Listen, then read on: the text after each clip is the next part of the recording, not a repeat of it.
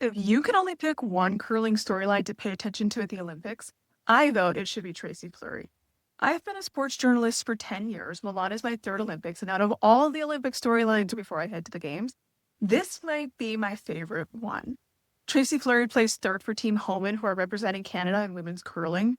All the women on Team Homan are incredible, but Tracy's story gets me right in the feels.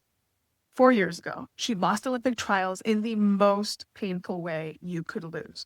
She was the skip of her own team, and that team went undefeated through the tournament.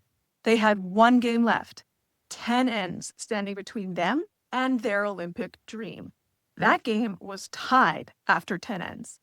It went into an extra end, and Fleury lost on the last stone to Jennifer Jones.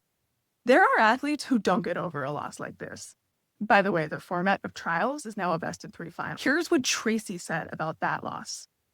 That was obviously very heavy and emotional. When you're like in a low like that, you do kind of think about just stepping away, taking a break kind of thing, because it seems like a lot.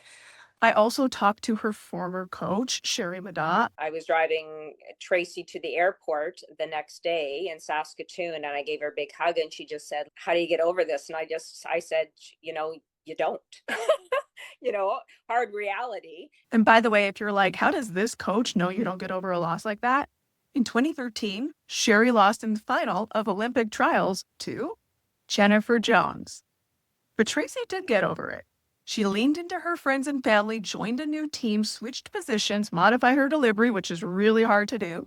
It was just an opportunity that I had to jump at when they called. I was a little nervous at the time because it meant like trying some new roles, new positions and stuff like that. And at the late stages in my career, that seemed a little intimidating at the time, but yeah, it's just been an incredible experience. And that team is one of the most dominant teams in the history of women's curling.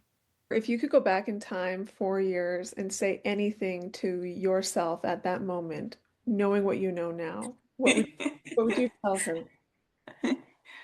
I guess like don't you're making me emotional having to relive this, but I guess like just just like don't give up, like you're so close. Just keep going like a little bit longer.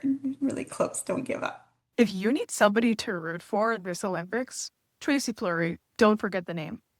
She also happens to be a really nice person.